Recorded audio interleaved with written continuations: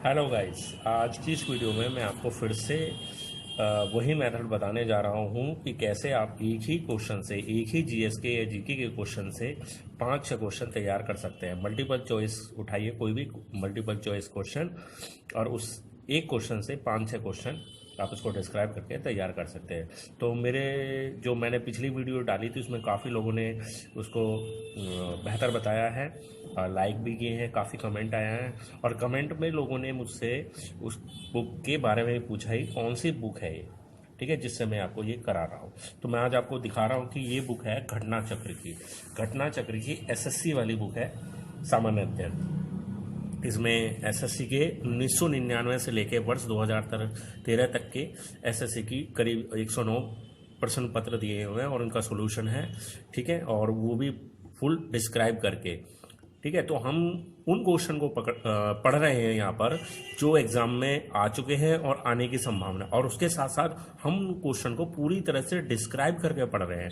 यानी कि अगर उससे मिलता जुलता या उसके आसपास का भी क्वेश्चन आता है तो वो भी अब हमारी पकड़ में रहेगा, ना कि केवल वो क्वेश्चन जो हम केवल सिंगल क्वेश्चन पढ़ते थे, ठीक है गाइस। तो मैं एक और बात बताऊंगा कि इस बुक के साथ साथ ये घटना चक्र की बुक है एसएससी की, ठीक है। अगर कोई यूपीएससी या यूपीपीसीएस की एग्जाम की तैयारी कर रहा है तो उसके लिए भी ये बुक आती है घटना चक्र की, लेकिन वो सेक्शन वाइज आती है। हिस्ट्री, भारतीय इतिहास की अलग होगी, भारतीय संविधान, ठीक है, उसके लिए अलग होगी, और भारतीय भूगोल वो 6 पार्ट में आती है करीब, ठीक है। तो आप उसको परचेज कर सकते हैं, उसमें भी इसी तरीके से दिया हुआ है और आप इस तरह से इसको कंप्लीटली प्रिपेयर कर सकते हैं, ठीक है गाइस। तो आज हम स्टार्ट करते हैं और आज मैं इसमें आपको बताऊंगा कि भारतीय इतिहास के क्वेश्चन, ठीक है। और भारतीय इतिहास में हम सबसे पहले चलते हैं प्राचीन इतिहास पर।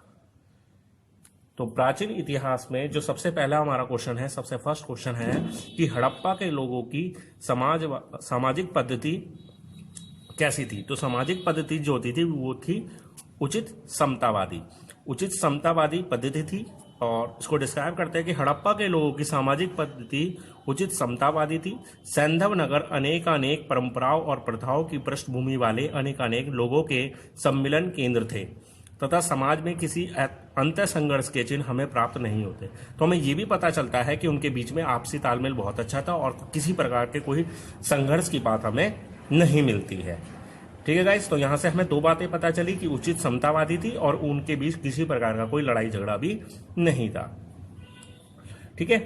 नेक्स्ट क्वेश्चन देखते हैं। तो नेक्स्ट क्वेश्चन है हमारा कि हड़प्पा की सभ्यता के बारे में कौन सी उक्ति सही है। तो जो इसका सी ऑप्शन है, उन्होंने पशुपति का सम्मान करना आरंभ किया। कि हड़प्पा सभ्यता के लोग मुख्यतः मातृ देवी की उपासना करते थे। किसकी उपासना करते थे? मातृ देवी की उपासना करते थे, साथ ही पशुपति की उपासना भी करते थे, ठीक। इस देवता के कई रूपों का अंकन हमें सैंधव पुरावशों में परिलक्षित होता है। मोहनजोदड़ो से प्राप्त एक मोहर पर अंकित त्रिमुखी पुरुष को मार्शल ने ऐतिहासिक काल के शिव का प्राक रूप कहा है। तो यहां से एक क्वेश्चन और मिलता है कि मोहनजोदड़ो से एक मुहर प्राप्त हुई थी जिस पर त्रिमुखी पुरुष अंकित था। यह पूछा जा सकता है कि उस मुहर पर कौन अंकित था, क्या अंकित था, और किसने इसको ऐतिहासिक काल के शिव का प्राकृत रूप कहा है, वो कहा है मार्शल से। यहां से तो इस प्रकार हमें यहां से 4 क्वेश्चन तैयार होते हैं कि मातृ देवी की उपासना करते थे, पशुपति की उपासना करते थे, एक मोहनजोदड़ो से एक मोहर मिली है जिसपे त्रिमुखी पुरुष अंकित है, और उसकी जो व्याख्या की है ऐतिहासिक काल के शिव की व्याख्या के रूप में कहा है, वो कहा है मार्शल ने। तो यहां से हमारे 4 क्वेश्चन तैयार हो जाते हैं एक ही क्वेश्चन से, ठीक है गाइस। इसी तरह से हम नेक्स्ट क्वेश्चन पर चलते हैं। नेक्स्ट क्वेश्चन है सिंधु घाटी के घर किससे बनाए जाते थे। सिंधु घाटी के घर बनाए जाते थे ईंट से। तो सिंधु घाटी की संस्कृति की विशेषता इसकी नगर योजना प्रणाली थी। कि इसकी विशेषता कैसी थी, संस्कृति की विशेषता क्या थी, तो वो है नगर योजना प्रणाली। हड़प्पा और मोहनजोदड़ो दोनों नगरों के अपने अपने दुर्ग थे जहां शासक वर्ग के लोग रहते थे। प्रत्येक नगर में दुर्ग के बाहर एक एक उससे निम्न स्तर का शहर था जहां ईंटों के मकानों में सामान्य लोग रहते थे। इस संस्कृति के अधिकांश मकान ईंटों के बने थे, ठीक है गाइस। तो यहाँ से हमें क्वेश्चन मिला कि नगर योजना प्रणाली थी, ईंटों के घर बनाए जाते थे, ठीक है, और निम्न स्तर का एक शहर हुआ करता था। नेक्स्ट क्वेश्चन देख लेते हैं। जो नेक्स्ट क्वेश्चन है वो है कि सिंधु घाटी सभ्यता के शहरों की गलियां कैसी थी। तो सिंधु घाटी सभ्यता के शहरों की गलियां थी चौड़ी और सीधी, चौड़ी और सीधी गलियां हुआ करती थी। सिंधु घाटी सभ्यता में शहरों की गलियां चौड़ी और सीधी होती थी। यहाँ की सड़कें पूर्व से पश्चिम तथा उत्तर से दक्षिण की ओर जाती हुई एक दूसरे को समकोण पर काटती थी। तो कैसे काटती, बताया गया है कि उत्तर से दक्षिण और पूर्व से पश्चिम जाती हुई जो सड़कें थी वो एक दूसरे को समकोण पर काटती थी। यहां से क्वेश्चन बनता है हमारा, ठीक है गाइस। और नेक्स्ट क्वेश्चन को देखते हैं। नेक्स्ट क्वेश्चन है कि हड़प्पा के निवासी क्या थे, शहरी थे। हड़प्पा एक नगरीय सभ्यता थी, अतः यहाँ के जो अधिकांश निवासी थे वो शहरी थे। नेक्स्ट क्वेश्चन है, 6th क्वेश्चन है, हड़प्पा और मोहनजोदड़ो के खंडर निम्नांकित में से किस नदी के तट पर पाए जाते हैं। तो इसमें जो आंसर दिया है वो हमारा ऑप्शन में नहीं है, तो उसका जो आंसर है वो है हड़प्पा रावी नदी के किनारे, ठीक है, अलग अलग है। तो अगर इसी ऑप्शन के हिसाब से देखें तो रावी नदी तो इसमें ऑप्शन दिया है, लेकिन मोहनजोदड़ो जो सिंधु नदी के किनारे है वो इस पर मेंशन नहीं किया गया है, ठीक है। अगर हम ऑप्शन पे जाते हैं तो हम इसका आंसर रावी ही लगाएंगे, लेकिन एक डाउटफुल क्वेश्चन हो जाता है, ठीक है गाइस। तो अगर आपके एग्जाम में आ भी जाता है इस तरह का क्वेश्चन, तो आपको ध्यान रखना है कि अगर उसके नियर अबाउट ऑप्शन है जैसे हड़प्पा रावी के है, तो आप रावी को लगाकर चलेंगे, ठीक है। नेक्स्ट क्वेश्चन देखते हैं। नेक्स्ट क्वेश्चन है कि हड़प्पा वासी किस वस्तु के उत्पादन में सर्वप्रथम थे। तो इसका जो आंसर है वो है कपास। सर्वप्रथम कपास का उत्पादन हड़प्पा वासियों ने किया था। देखिए, सर्वप्रथम हड़प्पा वासियों ने ही कपास का उत्पादन किया था। कपास सैंधव लोगों की मूल फसल थी। तो ये क्वेश्चन आ सकता है कि सैंधव सभ्यता या सिंधु सभ्यता या हड़प्पा वासियों की प्रमुख मुख्य फसल क्या थी, तो वो थी कपास। इसी कारण यूनानी सिंधु सभ्यता को सिंडन कहने लगे। यहां से एक और क्वेश्चन बना कि यूनानी सिंधु सभ्यता को क्या कहने लगे थे, सिंडन, SINDON, सिंडन कहने लगे थे, जो सिंधु शब्द से निकला है। तो गाइज यहां से हमारे 3 क्वेश्चन बने कि हड़प्पा सभ्यता ने सबसे पहले कौन सी फसल का उत्पादन शुरू किया, तो वो कपास, ठीक है। सैंधव सभ्यता या सिंधु सभ्यता के लोगों की मुख्य फसल क्या थी, मूल फसल क्या थी, तो वो कपास। और यूनानी लोग जो थे वो सिंधु सभ्यता को क्या कहकर पुकारते थे, तो वो है सिंडन। तो यहां से हमारे 3 क्वेश्चन तैयार हो जाते हैं, ठीक है गाइस। नेक्स्ट क्वेश्चन पर चलते हैं।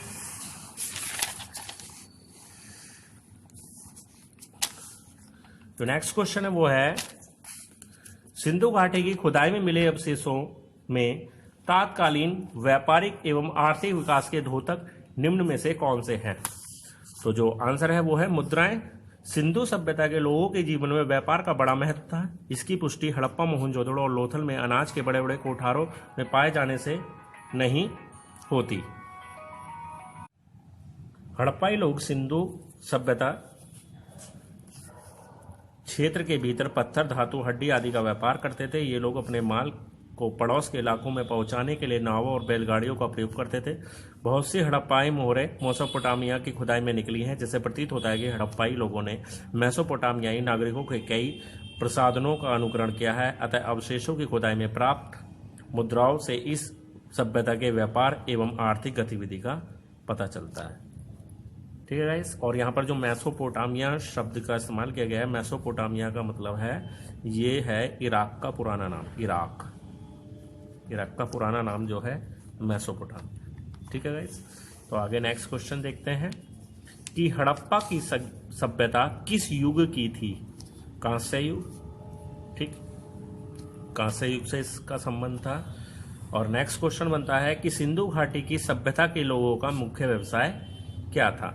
तो सिंधु घाटी सभ्यता के लोगों का मुख्य व्यवसाय कृषि था, ठीक है। कृषि के अधिशेष उत्पादन ने ही उन्हें व्यापार करने के लिए प्रोत्साहित किया, जिससे कि व्यापार व्यवसाय उन्नत अवस्था में पहुंचा। मतलब कृषि में अगर उन्नति हुई, कृषि से उन्नति के साथ साथ उन्हें जब उस माल को जो वो पैदावार करते थे उसको वो बेचने लगे, बेचने से वो व्यापार के लिए प्रोत्साहित हुए और फिर वो व्यापार में पूरी तरह से आने लगे थे। ठीक है गाइस, तो ये मैंने आपको टेक्निक बताई है कि एक ही मल्टीपल चॉइस से आप 3, 4, 5 या 6 क्वेश्चन तक भी तैयार कर सकते हैं।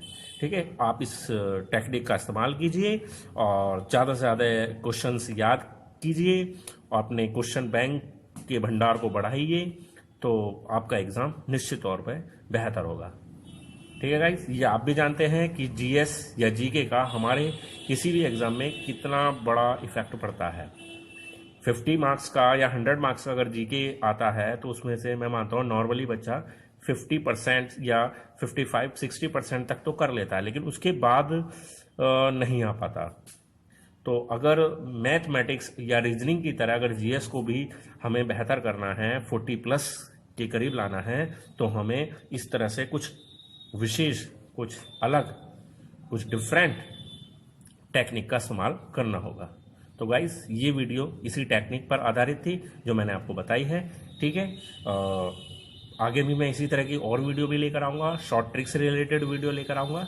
ठीक है, अगर आपको मेरी ये वीडियो अच्छी लगी हो तो प्लीज़ ज़्यादा से ज़्यादा लाइक करें, ज़्यादा से ज़्यादा शेयर करें, और अगर किसी ने भी मेरा अभी तक चैनल सब्सक्राइब नहीं किया है तो नीचे एक रेड कलर का बटन है जिस पर सब्सक्राइब लिखा हुआ है, उस पर क्लिक करके मेरा चैनल सब्सक्राइब कर लें। और सब्सक्राइब करने के बाद जो घंटे का साइन आता है उस घंटे के साइन पर क्लिक कर दें, क्योंकि क्लिक करने के बाद क्या होगा कि डेली में जो 1 या 2 वीडियो डेली अपने चैनल पर डालता हूं वो ऑटोमेटिक आपको मिल जाएगी। उसके लिए आपको कोई सर्च नहीं करना पड़ेगा, ना ही कोई एक्स्ट्रा वर्क करना पड़ेगा, सीधे आप तक वो पहुंच जाएगी।